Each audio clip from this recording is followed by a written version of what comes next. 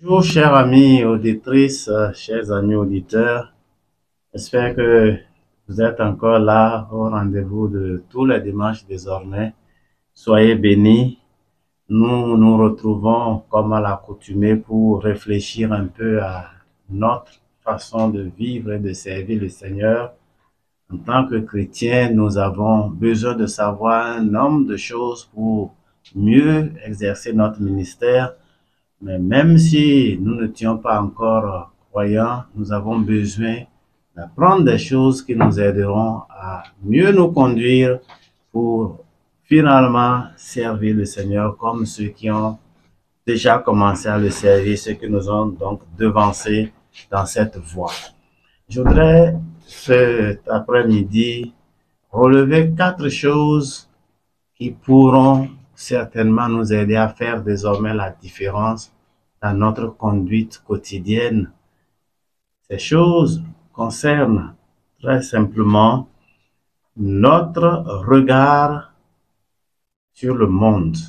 Ce que la Bible appelle le monde, c'est cette vie, cette croyance, je dirais même cette conduite qui se mène sans rapport, sans faire attention à ce que la Bible enseigne, sans, si vous voulez encore, je cherche un bon mot, sans simplement se dire, au-delà de ce que je fais, il y a un juge, au-delà de ce que je fais, il y a des critères qui jugent mes actions.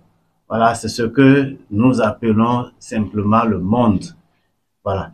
Donc, je voudrais, comme je l'ai déjà annoncé, relever 4 choses qui pourraient nous aider à mieux vivre notre vie, à marcher comme Dieu nous le recommande pour lui plaire. Vous savez, comme moi, qu'à la fin de notre parcours terrestre, nous serons notés. Est-ce que nous allons fournir tous nos efforts pour être notés 0? Non, c'est pas ce que nous souhaitons. L'une de ces choses, c'est que nous avons constaté que de plus en plus, les chrétiens imitent le monde. Et cette imitation, je la qualifie d'imitation coupable. Donc, la première chose que je voudrais nous inviter à abandonner, à renoncer, à considérer avec sérieux, c'est l'imitation coupable. Cette imitation coupable se traduit par les péchés ou le péché des foules. Parce que plusieurs personnes ont adopté une certaine conduite, je me dis, oh, ça c'est bien, il n'y a pas de souci que je fasse comme eux, parce que la grande majorité accepte la chose. Et je vais lire avec vous Exode 23 et le verset 2 qui nous dit ceci. Exode 23, 2 dit ceci. Tu ne suivras pas la multitude pour faire le mal, et tu ne déposeras pas dans un procès en te mettant du côté de la multitude pour violer la justice. Nous avons des occasions, plusieurs occasions où notre simple témoignage condamne quelqu'un, alors que ce n'était pas juste.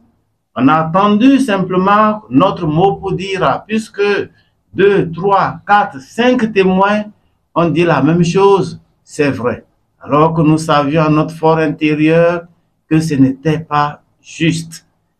La Bible nous interdit donc de suivre la foule pour commettre le péché. Quand la majorité des hommes disent que c'est propre, c'est blanc, si c'est noir, le chrétien devrait pouvoir marquer la différence en disant non, ceci est noir. Parce que quoi qu'on dise, la majorité n'a pas toujours raison. Pour le croyant, le chrétien que nous sommes, nous devons pouvoir défendre la vérité bec et ongle et pouvoir dire la vérité en toutes circonstances. Ne suivons donc pas les autres pour pécher. Péché de la foule nous condamnera avec cette foule parce que nous n'avons pas pris la peine de nous mettre à part parce que notre Dieu nous appelait à être séparés de ceux qui ne le connaissent pas. La deuxième chose sur laquelle je veux attirer notre attention, c'est l'idolâtrie. Aujourd'hui, nous avons une multiplicité d'adorations. Des gens adorent même les astres, le soleil, la lune, les arbres, les pierres. Et on parle même de jumeaux qu'on adore. Je ne sais pas très bien comment vous l'expliquer, mais j'estime que dans le contexte du milieu où nous sommes, vous comprenez cette situation mieux que moi. De toute façon, l'idolâtrie n'est pas que le fait de se prosterner aux pieds des pierres, aux pieds des arbres, aux pieds des idoles, mais c'est aussi le fait de remplacer Dieu par quelque chose qui donc nous prend tout notre temps, qui nous prend toute notre force, peut-être tous nos biens matériels et financiers, pourquoi pas. La Bible nous l'interdit. Garde-toi, garde-toi de te laisser prendre au piège en les imitant après qu'elles auront été détruites devant toi. Garde-toi de t'informer de leur Dieu et de dire comment ces nations rendaient-elles un culte à leur Dieu. Moi aussi, je veux faire de même. Garde-toi, chrétien, garde-toi de mettre le pied où le Seigneur ne t'a pas envoyé. Si tu te retrouves dans des groupes, dans des associations qui n'invoquent pas Jésus, Jésus de Nazareth, alors tu risques de te retrouver avec des idolâtres qui vont t'entraîner bien loin de Dieu. L'imitation coupable, comme je l'ai dit tantôt, est un péché qui se répand malheureusement très vite aujourd'hui et qui entraîne des gens jusqu'à commettre l'idolâtrie quand bien même ils n'étaient pas préparés forcément à vivre cette chose. Troisièmement, nous pouvons évoquer quelque chose qui n'est pas trop loin de l'idolâtrie, c'est de pratiquer ce que les païens pratiquent. On se livre à des pratiques païennes. Et je n'ai pas de temps pour donner des exemples, mais je sais juste que des gens n'hésitent pas à se retrouver dans des endroits où on a organisé des funérailles, des endroits où on adore, je ne sais pas, les ancêtres ont fait beaucoup de choses, des pratiques qui au finish sont païennes, mais qui intéressent malheureusement des chrétiens. Chers amis, chers frères et sœurs, ne nous livrons pas à ces choses.